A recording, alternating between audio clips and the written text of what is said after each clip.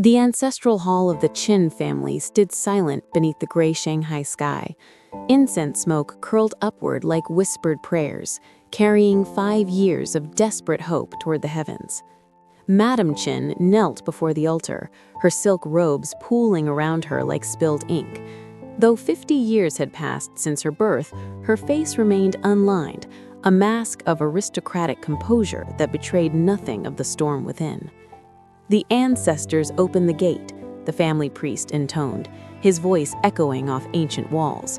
"The memorial ceremony of the Qin family begins." Madame Qin pressed her palms together, closing her eyes.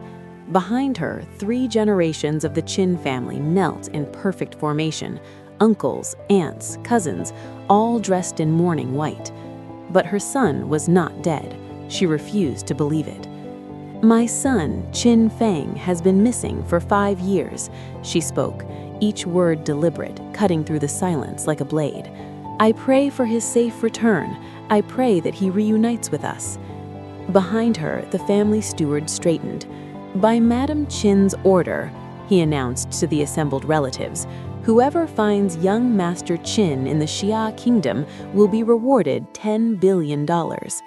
A ripple passed through the crowd. 10 billion. Enough to buy provinces, enough to raise armies. "Yes, my lady," the steward murmured. Madame Qin arose, her movements fluid despite her years. "By the Celestial Court's order, starting today, all forces under the Celestial Court will be mobilized throughout the Xia Kingdom to find my son." "Yes, my lady." The words echoed through the hall, but Madame Qin heard only silence. 5 years.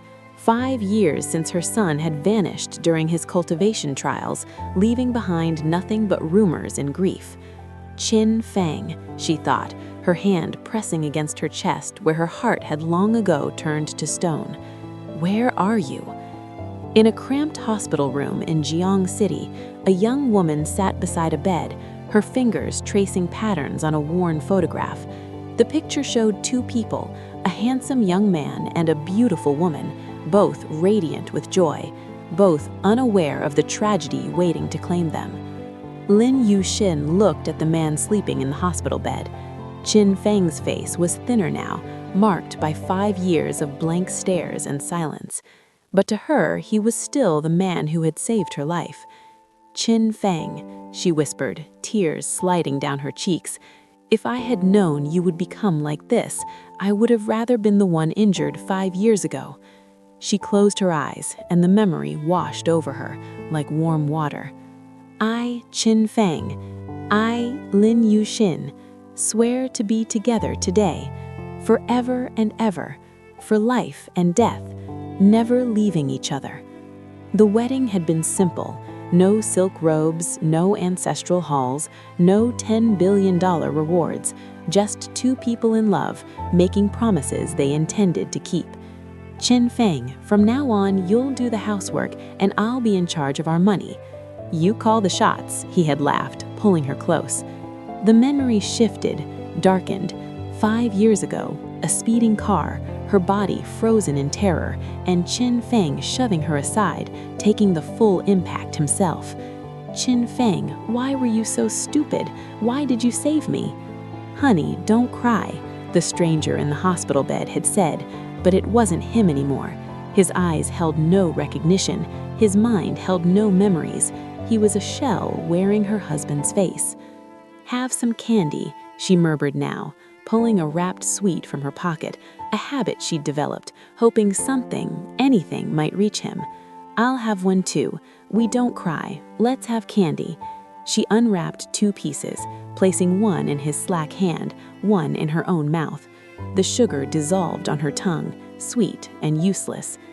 The hospital room door swung open without a knock.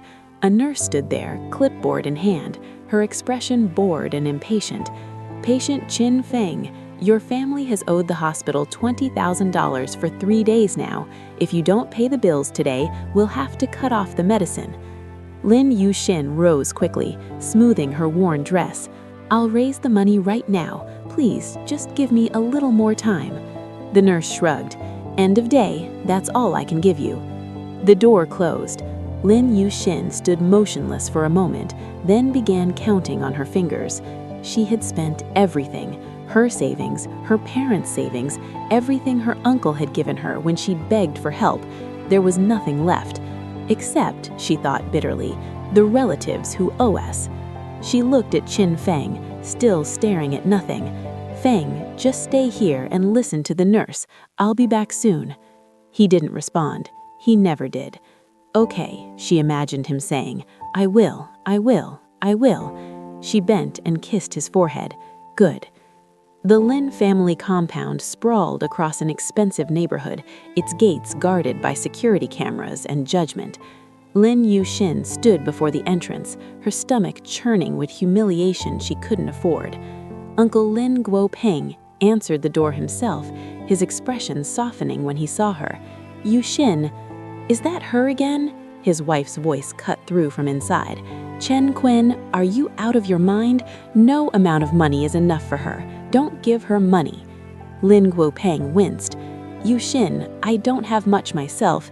Here's $10,000. Just tell me if you need more." She took the money with trembling hands. "Uncle, thank you so much. Don't worry, I'll pay it back once I find a job." "It's all right, we're family. Don't think of it as a debt. Just take it." His wife appeared behind him, face twisted with contempt. "Lin Yuxin, you've been dragged down by a fool. Why didn't you find another man to marry? Your father was so upset with you that he had a heart attack. You've already ruined our family. Now you want to ruin ours? No way. Get out of here." "Auntie, I'll pay the money back." "Pay back? How can you pay it back?" The woman's voice rose to a shriek. "Not to mention we don't have money. Even if we did, we wouldn't lend you a penny. You look broke. Don't come to us anymore. Get out." Lin Yuxin stood frozen on the doorstep, the $10,000 clutched in her hand like a lifeline. "Auntie, I'm not here to borrow money from you. I only want to take back what's ours. Back when Ting Ting went to college, when Uncle Lin established his company, Qin Feng gave you so much help with money.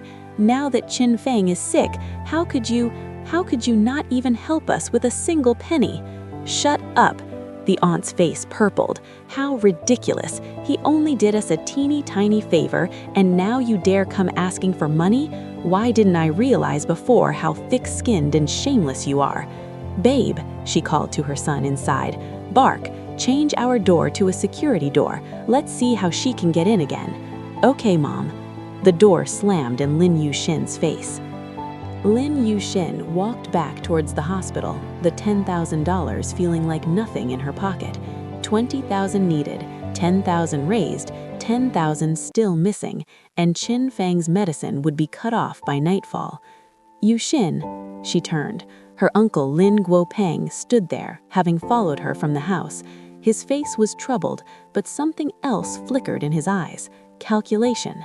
"Uncle, I thought—" "I can give you the money," he said quietly. "However, you'll have to attend the banquet held by Su Cheng tonight."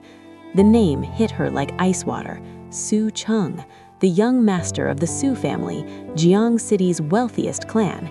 He'd been pursuing her for months, sending gifts she'd returned unopened, making threats she'd tried to ignore. "Su Cheng," she repeated, her voice barely a whisper. "Can I not go?" Her expression hardened. "Ridiculous. The Su family is the top family in Jiang City. They're the richest, and Mr. Su is the best young talent. There are countless girls wanting to approach him. I only want you to have a drink with him, nothing more. Besides, you've turned him down so many times, you have to show him some respect. But Qin Feng might misunderstand. If so, there's nothing I can do for you. The money or the banquet, your choice." Lin Yuxin closed her eyes. Behind her lids, she saw Qin Feng's blank stare, heard the nurse's cold voice, cut off the medicine. "I'll go," she whispered. Her uncle smiled, patting her shoulder. "Good niece, that's the spirit." "Qin Feng," she thought as she walked away, "I'm sorry. It's the only way to raise money for your treatment." Back at the hospital, she found Qin Feng exactly as she had left him, staring at nothing, lost in a world she couldn't reach. She knelt beside his bed, taking his hand. "Feng, I need to go upstairs for something. Just stay here and wait for me, okay?" He said. It might have been agreement, it might have been nothing. Good. She kissed his cheek, then stood and walked out before she could change her mind. Behind her, in the hospital bed, Qin Fang's fingers twitched. For the first time in 5 years, something flickered behind his eyes, a shadow of recognition, gone before